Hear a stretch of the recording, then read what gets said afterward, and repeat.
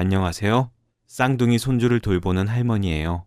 이제 70을 바라보는 나이가 되니 지난날의 인생을 원망해봐야 무슨 소용이 있겠습니까만 날마다 쑥쑥 자라나는 아이들을 바라보고 있노라면 내 운명이 참으로 기구하구나 싶은 생각이 저절로 듭니다. 오늘은 제 사연을 여러분께 한번 털어놓으려 합니다. 나이든 노파의 지루한 넋두리라 여기지 마시고 차분히 제 얘기를 들어주시면 감사하겠습니다. 배움이 짧고 가진 재산 하나 없던 그 사람이었지만 자기 아내를 소중히 대할 줄 아는 그런 남자였습니다.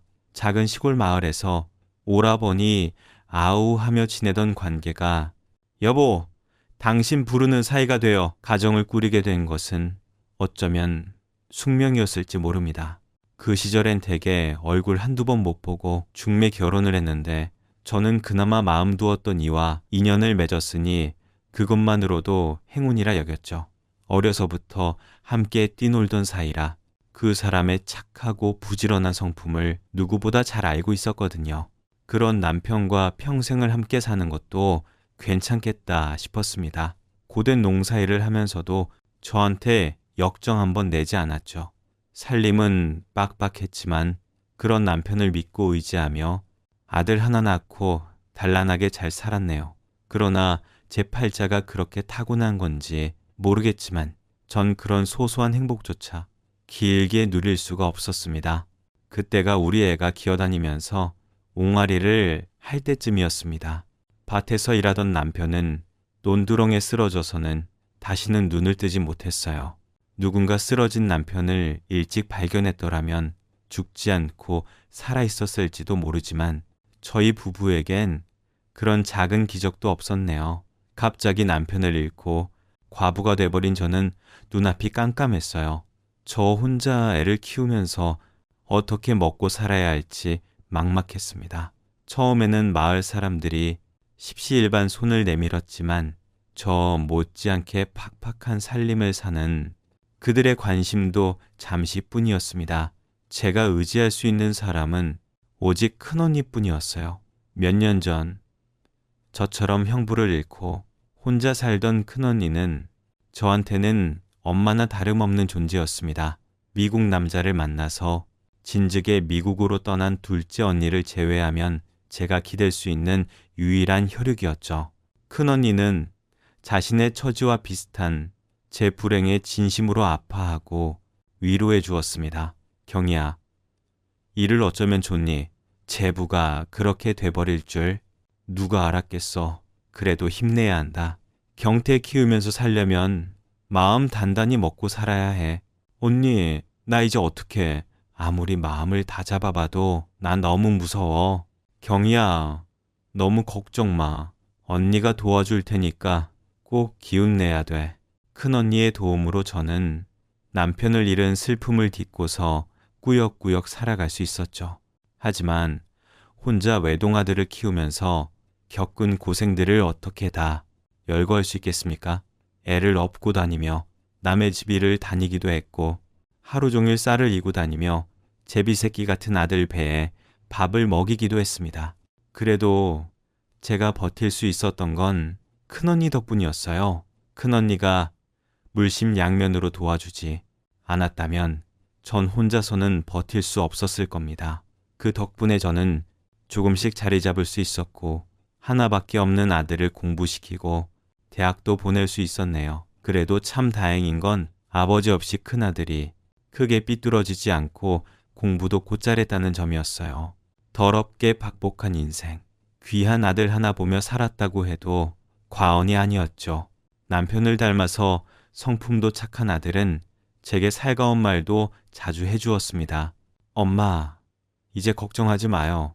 내가 좋은 곳에 취직해서 이제 더 이상 엄마 고생하지 않도록 해드릴게요. 말만 들어도 힘이 나네. 우리 아들이 언제 이렇게 컸을까? 그렇지만 너야말로 엄마 걱정하지 말고 너 잘 살 생각만 해. 좋은 곳에 취직도 하고 좋은 여자도 만나서 행복하게 잘 살아야지. 엄마는 그거면 돼. 흔히들 세월은 유수와 같다고 하지 않습니까? 아들을 언제 키우고 언제 학교를 보내나? 그런 걱정을 한 지가 엊그제 같은데 아들 녀석이 벌써 대학을 졸업하고 취업 준비를 하고 있다는 게 믿어지지가 않았어요. 참 고단한 인생이었는데 그래도 이렇게 잘 커준 아들을 보니까 그나마 자식 복은 있다고 생각했습니다. 하늘에서 남편이 돌봐주는 건지 아들은 이름만 들어도 알만한 대기업에 취직도 했죠. 아들의 취업 소식에 정말 구름 위를 걷는 것 같은 기분이었어요. 고생 끝에 낙이 온다는 말을 절절히 실감했네요. 성공한 아들을 보는 엄마의 마음은 당장 죽어도 여한이 없을 정도로 행복했습니다. 엄마, 나 이번 주에 아주 좋은 부서로 발령이 났어요. 아직 내가 그 부서로 가기에는 연차가 부족한데 이번만큼은 예외적으로 그렇게 됐다는 거예요. 내 실력을 인정해 준 거죠. 연봉도 많이 오르고 근무 환경도 훨씬 좋아졌다니까요. 그게 정말이냐? 하긴 우리 아들이 어떤 아들인데 회사에서도 인재를 알아보는 모양이다 그런가. 역시 엄마 아들이 남들보다 다르긴 달라요. 그쵸? 아들은 그 치열하다는 대기업에서도 승승장구했고 빠르게 자리를 잡았습니다. 이제 좋은 여자 만나서 가정을 꾸리는 모습만 보면 소원이 없겠다는 생각을 했죠. 그러던 어느 날 아들 녀석이 불쑥 아가씨 하나를 집으로 데려왔어요. 회사에서 만난 아가씨라는데 진지하게 만나고 있다고 하더라고요. 안녕하세요. 처음 뵙겠습니다. 경태 씨랑 만나고 있는 선영이라고 해요. 네, 어서 와요. 경태한테 얘기 많이 들었어요. 직접 보니까 참 고운 아가씨네요. 왜 경태가 홀딱 반했는지 알겠어요. 어머, 칭찬해 주셔서 감사해요, 어머니. 아기자기한 외모에 성격도 무척 밝더군요. 외국에서 오랫동안 공부해서인지 뭔지 모르게 똑똑해 보이기도 했고요. 처음엔 저도 마음에 쏙 들었습니다. 우리 아들한테 모자람 없는 아가씨라고 생각했어요. 그래서 아들의 교제를 두 팔 벌려 환영했고 몇 년 후 그 아가씨를 제 며느리로 받아들이게 됐네요. 하지만 그땐 조금도 몰랐습니다. 며느리가 저와 제 아들의 인생을 송두리째 뒤흔들 줄은 꿈에도 몰랐죠.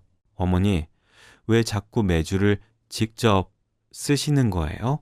요새 그런 거 하지 않아도 좋은 제품이 얼마나 많은데요. 괜히 수고만 더 들고 집안에 냄새만 나죠. 사 먹는 거랑 해 먹는 거랑 다르지. 젊은 너희들이 그런 걸 어떻게 알아? 그럴지도 모르지만 제 말은 어머니도 좀 편하게 사시라. 그런 말이에요. 나이 먹을수록 내려놔야 몸도 마음도 편해지는 거라고요. 너는 또 어떻게 된 게 시어미한테 사사건건 잔소리니? 잔소리가 아니라 다 어머니를 위해서 드리는 말이라고요.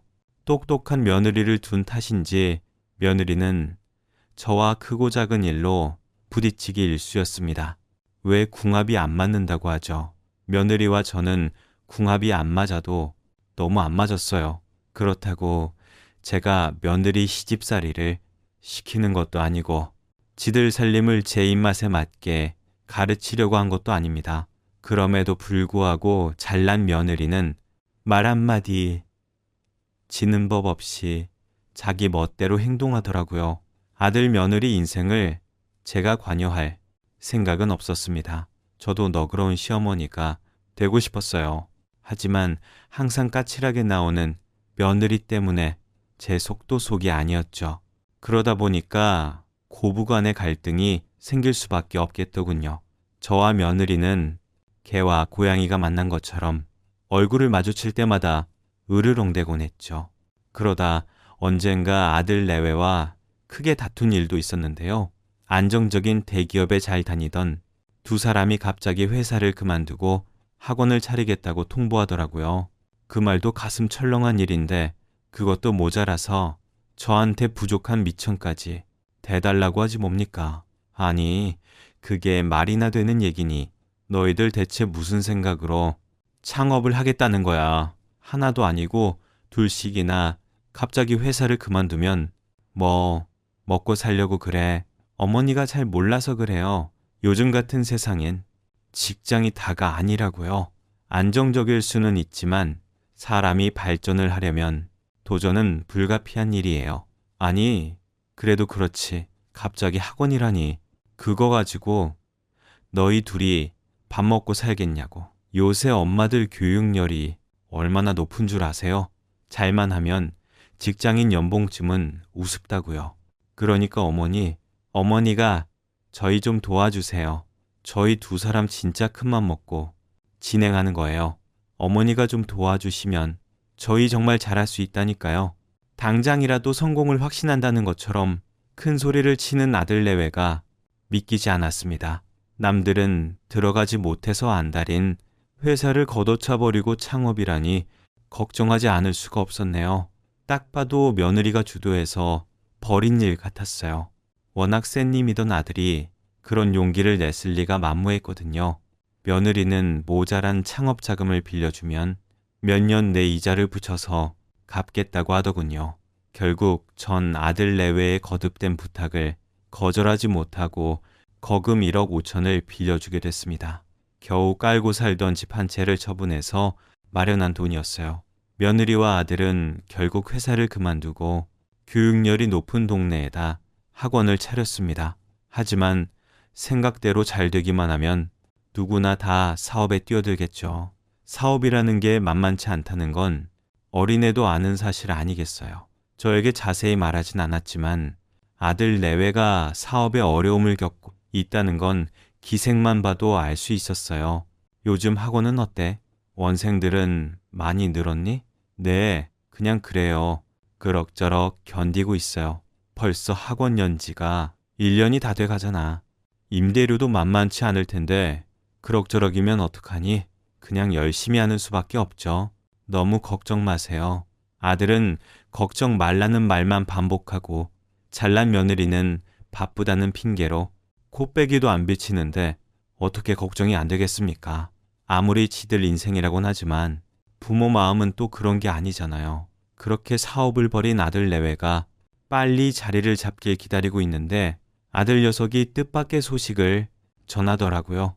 그건 며느리가 임신을 했다는 소식이었습니다. 아들 내외는 신혼 때부터 아이 계획을 갖고 있었지만 생각처럼 아이가 쉽게 찾아오지 않았어요. 오랫동안 이런저런 노력을 기울였음에도 불구하고 제 귀엔 기쁜 소식이 전해지지 않았죠.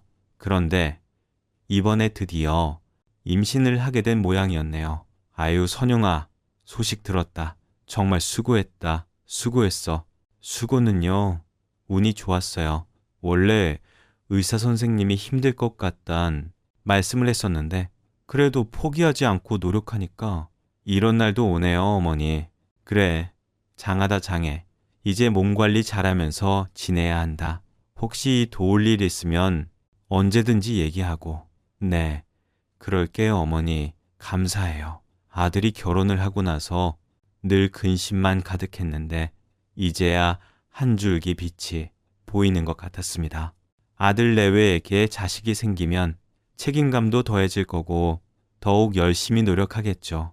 그리고 저와 며느리의 소원한 관계도 한결 나아질지 모른다는 기대도 들었어요.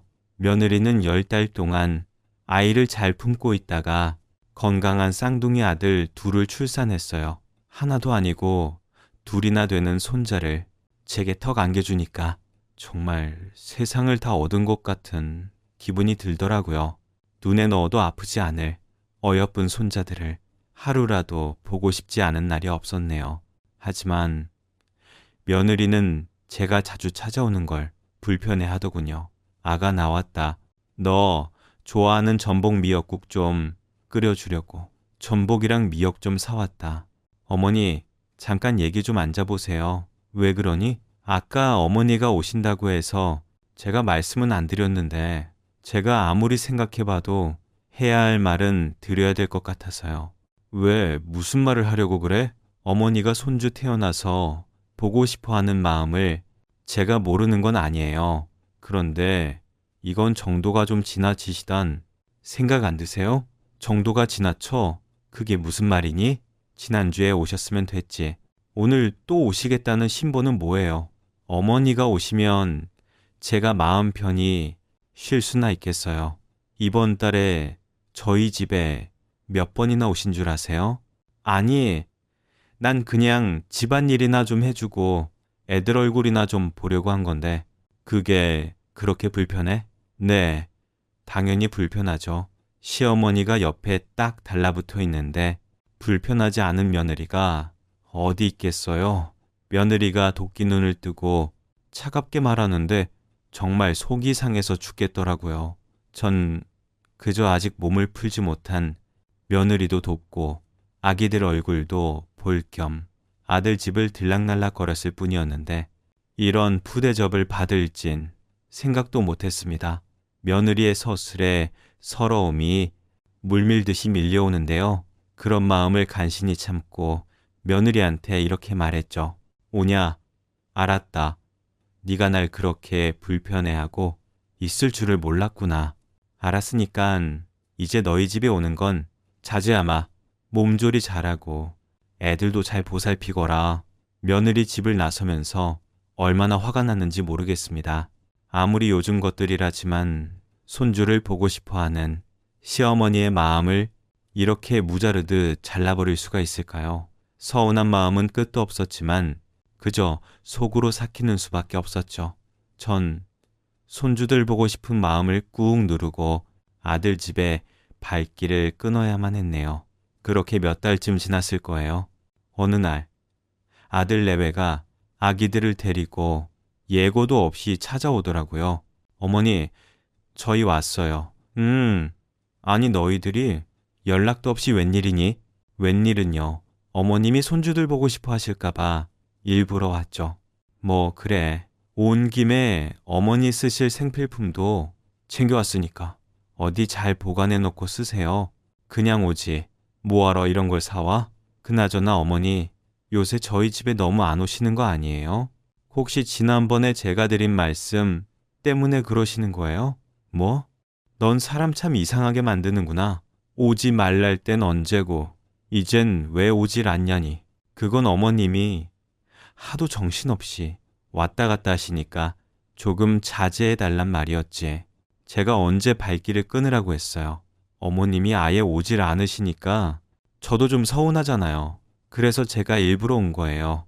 며느리가 살랑살랑 웃으면서 그런 말을 하는데 좀이나 미안한 감정이 있나 보다 싶었습니다. 그런데 며느리의 본래 목적은 따로 있었어요. 오랜만에 온 애들이랑 밥도 먹고 손자들이랑 놀아주고 있었는데 며느리가 슬슬 자신의 목적을 꺼내놓더군요. 사실 이제 저도 이 사람이랑 학원에 나가서 일을 해야 돼요. 그런데 애들을 믿고 맡길 곳이 마땅치가 않네요. 저희 생각은 어머니가 우리 애들 좀 봐주셨으면 하는데 어머님 생각은 어떠세요? 그럼 지금 나보고 육아를 하라는 거니? 어머님도 매일 손자들 보고 좋잖아요. 그리고 당연히 월급은 챙겨드릴 거고요. 저희도 남의 손에 애들 맡기는 것보단 할머니가 맡아주시는 게 훨씬 더 안심되고요. 글쎄다. 너무 갑작스러운 일이라 생각 좀 해봐야겠구나. 너무 어렵게 생각하지 마시고 좀 도와주세요. 어머님이 도와주셔야 저희도 열심히 학원을 운영하죠. 그 부탁을 하려고 일부러 찾아왔다는 게 괘씸하더라고요. 언제는 등 떠민 거지를 내쫓듯 쫓아버리더니 이제 와서 애를 봐달라고 부탁하는 염치에 기가 막혔습니다. 하지만 그런 괘씸한 마음과는 별개로 손주들이 눈에 바려서 어쩔 도리가 없었어요. 육아를 돕는다는 핑계로 쌍둥이 손주들을 매일 보는 것도 참 좋을 것 같다는 생각이 들었습니다. 그래서 못 이기는 척 애들의 부탁을 들어주기로 했고 전 아들 집에 출퇴근을 하며 손자들을 돌보기 시작했네요. 그런데요, 매일 쌍둥이를 돌보는 일은 정말 만만치가 않았어요. 사랑스러운 마음에 잠깐씩 보는 것과는 차원이 다른 일이었죠. 거기에다 눈앞에 펼쳐진 집안일들을 모른 척할 수가 있나요? 손자들도 보고 애들 집안일도 하다 보니까 허리를 펼 틈이 없더라고요. 그렇게 한 달을 꾸역꾸역 버텼나 봐요. 한 달을 꽉 채우고 나니까 며느리가 저한테 수고했다면서 돈 봉투를 건네주더군요. 어머니, 그동안 수고하셨어요. 이건 어머니 수고비예요. 그래, 고맙다. 아니, 근데 이게 다니? 봉투를 열어본 저는 기가 막혀서 입이 다물어지지가 않았습니다. 봉투에는 꼴랑 30만 원이 들어있더라고요. 아니, 한 달 월급이 30만 원이라니요? 이건 뭐 과자 사 먹으라고 주는 돈도 아니고 뭔가 싶더라고요. 왜요? 너무 적으세요? 그럼 적재 많다고 생각하니 너는 학원에서 선생님들 월급 안 줘? 요새 30만 원 월급 주고 사람 쓰는 곳이 어디 있어? 어머니, 솔직히 어머니는 손주들 보러 오신 거지 돈 벌러 오신 거 아니잖아요. 사실 저희도 성의껏 넣은 거예요. 어머니가 그렇게 말씀하시면 제가 더 서운하죠. 뭐라고? 며느리가 태연하게 그런 말을 하니까 할 말이 없더라고요. 당연히 돈 벌자고 한 건 아닙니다. 하지만 지들이 먼저 월급을 주겠다고 했고 저도 최선을 다해서 손주들을 돌봤어요. 그럼 상식선에 맞춰서 월급을 넣어야죠. 돈 30이 뭡니까? 너무 화가 나서 아들에게 따져 물었습니다. 그런데 아들놈도 제 마누라랑 비슷한 말을 하더군요. 엄마 핏줄 봐주시는 건데 너무 돈 생각하신 거 아니에요? 저희가 월급 챙겨드린다고 했던 건 용돈 정도 수준을 생각한 거지. 인건비 다 쳐드릴 거면 그냥 편하게 사람 쓰고 말죠. 엄마가 오해 좀 하신 것 같은데요. 이렇게 말하는 애들이랑 무슨 얘기를 하겠습니까? 전 더 이상 애들한테 휘둘릴 생각이 없었습니다. 손자들이 눈에 밟히긴 했지만 자존심도 상하고 기분도 나빠서 더 이상 육아를 하기 싫었어요. 그래서 며느리한테 이제 그만한다고 통보를 했죠. 아무래도 너희랑 내 생각에 차이가 너무 난 것 같다. 나도 돈 가지고 치사하게 말 길게 하고 싶지 않구나. 30만 원짜리든 300만 원짜리든 너희가 알아서 다른 사람 구해라. 알겠어요? 어머니가 그렇게까지 말씀하시니까 저도 할 말이 없네요. 그럼 사람 구할 때까지만이라도 도와주세요.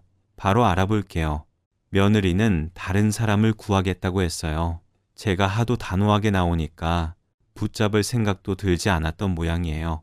그렇게 제 대신 다른 육아 도우미가 올 때까지 애를 봐주고 있었는데요. 그만 예기치 않은 사고가 벌어지고 말았습니다.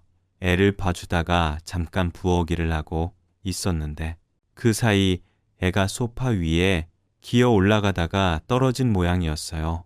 자지러지게 우는 손자를 살펴보니까 눈 밑에 2cm 정도의 상처가 생겼더라고요. 피도 철철 나고 애도 막 울고 놀란 마음에 애를 들쳐업고 정신없이 근처 병원으로 달려갔죠. 애가 치료를 하는 동안 며느리에게 애가 다쳤다는 말을 해줬습니다. 그리고 얼마 후에 며느리가 병원으로 달려왔더라고요. 어머니, 어딨어요? 대체 어디가 어떻게 다친 거예요? 이제 괜찮아. 새 바늘 꿰맸어. 의사 선생님이 별거 아니래. 별거 아니긴 뭐가 별거 아니에요. 얼굴에 평생 흉이 생기면 어머니가 책임지실 거예요. 애를 보기로 했으면 최선을 다하셨어야죠. 애 얼굴에 이게 뭐예요? 지금 월급 제대로 주지 않았다고 저한테 시위하시는 거예요? 뭐라고? 지금 그게 무슨 소리냐. 내가 그럼 우리 손자를 일부러 다치게 했단 말이야? 어느 정도 저희는 있으셨나 보죠. 여태껏 이런 일이 한 번도 없었는데 지금이 타이밍에 다쳤다는 게 이상하지 않아요? 너 지금 말 다 했니? 지금 그게 시어미한테 할 소리야? 네, 할 소리죠. 못할 게 어딨어요. 쓸모없는 노친네. 애 하나도 못 볼 거면 나가 죽든지. 뭐? 너 지금 나한테 뭐라 그랬니? 병원에서 막말을 쏟아내는 며느리 때문에 정말 기절할 뻔했습니다. 애 얼굴에 작은 상처 하나 생겼다고 절 대역죄인 취급하는데 세상이 어쩜 그렇게 표정 하나 변하지 않고 그런 말을 할 수가 있는지 가슴이 떨려서 죽을 뻔했어요. 며느리의 행패는 간호사들이 말리고 나서야 끝이 날 수 있었습니다. 며느리는 자기 애를 확 낚아채더니 병원 밖을 나서더군요. 저는 너무 어이가 없고 황당해서 한동안 자리를 뜰 수가 없었어요. 그런 저를 불쌍하게 생각한 간호사가 찬물을 한 잔 건네주며 진정하란 말을 하더라고요. 그 말을 들으니까 갑자기 눈물이 왈칵 쏟아지는 겁니다. 결국 병원 소파에 주저앉아 주책 없이 울음을 하고 말았죠. 내가 왜 이런 대접을 받아야 하나. 인생이 허무했습니다. 먼저 간 남편이 그렇게 보고 싶더라고요. 며느리에게 봉변을 당한 후부터 더 이상 아들 내외에겐 신경을 끊고 살아야겠다고 다짐했습니다. 아들한테도 이제 더 이상 저한테 신경 끄고 니들 인생 살라고 말했어요. 아들아, 나 잘 키워보겠다고 제 인생을 다 갈아넣고 살았는데 지 마누라 치마폭에 꽁꽁 쌓여 사는 아들놈이 원망스럽습니다. 그래도 어쩌겠습니까? 이제라도 자식은 자식 인생 살고 저는 제 인생 사는 거죠. 이럴 줄 알았다면 좀 더 제 인생을 위해 살아볼 걸. 후회가 막심했네요. 자식 키워봤자 아무 소용없다는 말이 뭔지 알겠더라고요. 이런 제 마음을 알아주는 건 큰언니밖에 없었습니다. 정말 그 며느리란 경태가 그랬단 말이야? 이놈의 자식들이 엄마가 어떻게 살았는지도 모르고 가만히 있어봐. 내가 당장 전화를 걸어서 혼쭐을 내야지. 원. 됐어 언니. 냅둬. 나도 이제 걔들 신경 안 쓰고 내 인생 살 거야. 이제 내가 살면 얼마나 살겠어. 더 이상 걔들이랑 그만 얽히고 살래. 그래. 그거 참 잘 생각했다. 부모도 모르는 자식 생각해서 뭐하니. 이제 너를 위해서 살란 말이야. 큰언니의 애정, 어린 핀잔이 참 든든하게 느껴지더라고요. 그래도 저한테는 언니가 있으니까 자식이 없다고 생각해도 그리 나쁜 삶은 아니라고 생각했습니다. 제 마음이 굳게 닫힌 것처럼 아들 내외도 마음의 문을 완전히 닫아버린 것 같더라고요. 평소 안부 전화는 물론이고 명절 때도 어버이날 때도 제 생일 때도 저와 아들 내외와는 연락을 완전히 끊고 살았네요. 그렇게 1년 반이라는 시간을 훌쩍 흘려보냈어요. 그 시간 동안 아들 내외에 대한 괘씸한 마음은 희미하게 사라져버렸습니다. 가끔 손자들 생각이 많이 나긴 했지만 건강히 잘 있길 바라는 마음뿐이었네요. 그러던 어느 날 잘 모르는 번호로 전화가 걸려오길래 받아봤더니 무슨 요양병원이라고 하는 겁니다. 잘못 걸린 전화인 줄 알고 끊으려고 했는데 그쪽에서 아들 이름을 대더라고요. 고경태 환자분 보호자 맞지 않으세요? 환자분이 이 번호를 알려주셨어요. 지금 병원비가 많이 밀려 있어서 빨리 처리를 해주셔야 할 것 같아요. 그렇지 않으면 강제 퇴원 처리를 할 수밖에 없거든요. 그러니까 우리 경태가 지금 요양병원에 있다 말씀이세요? 아니, 이게 무슨 날벼락 같은 말일까요? 왜 멀쩡한 애가 요양병원에 있단 말입니까? 저는 허둥지둥 그곳으로 달려가 봤어요. 아무리 인연 끊고 살았다고 했지만 아들에게 무슨 큰일이 생긴 게 아닌가? 너무 걱정됐습니다. 요양병원에서 마주한 아들놈의 모습은 정말 처량하기 그지없더군요. 어머, 죄송해요. 이런 모습을 보여드리고 싶진 않았는데 상황이 너무 급해서 어쩔 수 없이 엄마한테 연락할 수밖에 없었어요. 아니, 경태야, 이게 무슨 일이니? 네가 왜 이곳에서 이러고 있는 건데? 선영이는 네 마누라 어디 있니? 초라한 아들의 모습에 눈시울이 뜨거워지더라고요. 그렇게 잘난 척을 하더니만 꼴이 이게 뭐랍니까? 이윽고 저는 아들의 설명을 듣고 기가 막힐 수밖에 없었습니다. 아들놈은 교통사고로 허리를 크게 다치게 됐고 큰 수술을 3번이나 했답니다. 하지만 영구적인 손상은 피할 수가 없었고 결국 2다리를 못 쓰게 된 상태라고 하더군요. 큰 병원을 전전하다가 결국 요양병원까지 흘러오게 됐는데 몇 달 전부터 며느리가 일방적인 이혼을 요구하며 연락이 끊어져 버렸다는 거예요. 거기에다 병원비까지 체납돼서 이러지도 저러지도 못하고 있는 상황이었다는 거죠. 병원비 재촉을 이기지 못한 아들은 결국 제 연락처를 알려주게 된 것이었습니다. 이 못된 며느리는 다리를 쓰지 못한 남편을 이런 식으로 버리고 만 것이었습니다. 집에서 아들을 빼앗아 놓고선 막상 불행 앞에서는 꽁무니를 뺀 것이나 다름없었어요. 아들에게 닥친 상황에 가슴이 미어지는 것 같았어요. 다리도 잃고 마누라도 잃고 자식까지 잃어버린 셈이었으니까요. 이놈아, 이게 뭐냐. 엄마 버리고 떠났으면 잘 살기라도 해야 될 거 아니야. 아휴, 이놈아, 이 못난 놈아. 아들은 통곡하는 절 붙잡고 끙끙 눈물을 흘리더군요. 그것이 후회의 눈물인지 회한의 눈물인지는 모르지만 말입니다. 저는 밀린 병원비를 치르고 아들을 집으로 데려왔습니다. 그리고 큰 병원으로 가서 아들의 상태를 다시 진단받았어요. 하지만 역시 상황은 좋지 않았어요. 또다시 수술을 하기에도 부담이 되는 상황이고 치료 효과도 장담할 수 없다고 하더군요. 하지만 젊은 애를 이렇게 살게 할 수는 없었습니다. 저는 아들에게 실패를 하더라도 수술을 다시 한번 받아보자 권유했어요. 아들은 한참 고민 끝에 도전을 해보기로 결심했네요. 아들 문제를 수습하는 동안 전 아들 버린 며느리한테 연락했습니다. 연락이 닿질 않아서 안사돈을 통해 일에 대해 알렸죠. 안사돈은 자세한 내막은 잘 알지 못했고 그저 자기 딸이 이혼을 한 것으로만 알고 있더라고요. 그리고 얼마 후 어떻게 연락이 닿았는지 며느리한테서 전화가 걸려왔네요. 저 그 사람이랑 헤어지기로 했어요. 그러니까 이제 더 이상 저 찾지 마세요. 애들은 제가 알아서 키울 테니까 걱정 마시고요. 이 못된 것, 제 남편이 그렇게 큰 사고 당해서 힘들어하는데 헌신작처럼 내버려. 네가 그러고도 사람이냐? 네, 저 사람 아니니까 그냥 그렇게 생각하세요. 어차피 어머니도 저 사람 지금 안 하실 거잖아요. 이혼 서류는 다시 보내드릴 테니까 그 사람한테 좋게 이혼 도장 찍으라고 하세요. 그럼 끊습니다. 매몰차게 전화를 끊는 며느리는 마음을 확실하게 굳힌 것 같았습니다. 이런 여자를 평생의 동반자로 믿고 산 아들놈이 미련한 거죠. 누굴 탓하겠습니까? 저는 이 사실을 아들에게 알리고 이제 다 잊고 수술받을 일만 걱정하라고 했어요.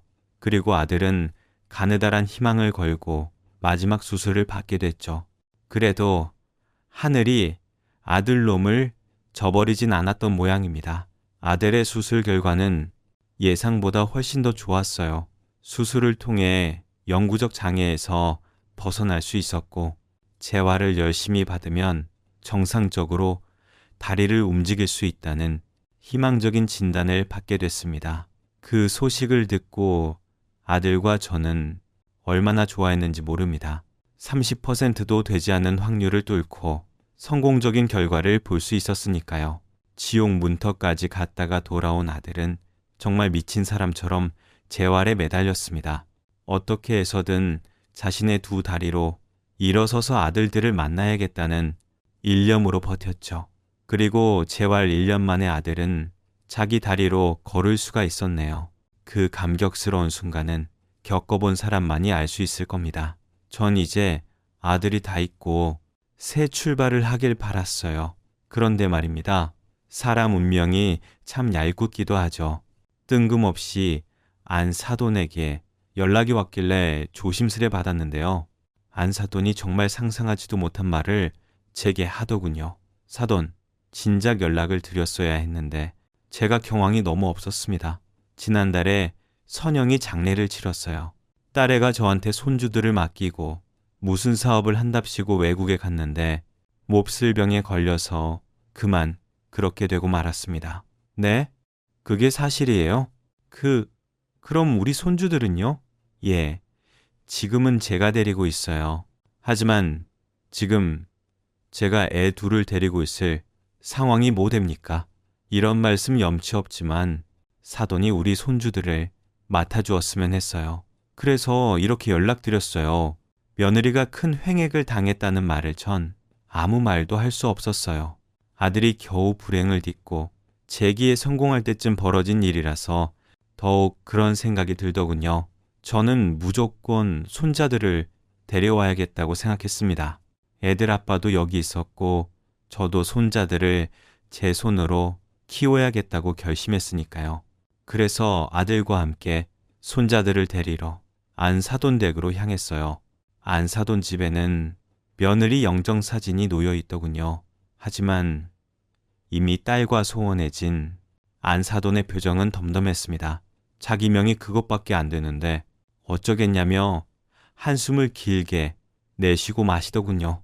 지난주에 큰언니와 절에 다녀왔습니다. 일부러 달력에 표시까지 해두고 불공을 드리러 갔었는데요. 저보다 훨씬 더 팔자 사나웠던 며느리의 넋을 위해 부처님께 기도를 올렸습니다. 저승에서만큼은 마음 편히 좋은 곳에서 지내길 빌었어요. 그래도 함께 지낸 세월의 정이 아직 조금은 남아있나 봅니다. 절에 다녀온 뒤로는 마음이 한결 가벼워졌습니다. 여러분, 제 삶이 참 파란만장하지 않습니까? 이제 앞으로 살아갈 시간보다 지나온 세월이 더 많은 나이지만 남은 생을 그저 평온하게 보내고 싶을 뿐입니다. 고생의 연속이었던 제 인생 얘기를 하다 보니 이야기가 길어졌네요. 이제 그만 줄이겠습니다. 여러분의 따뜻한 격려 부탁드립니다. 감사합니다.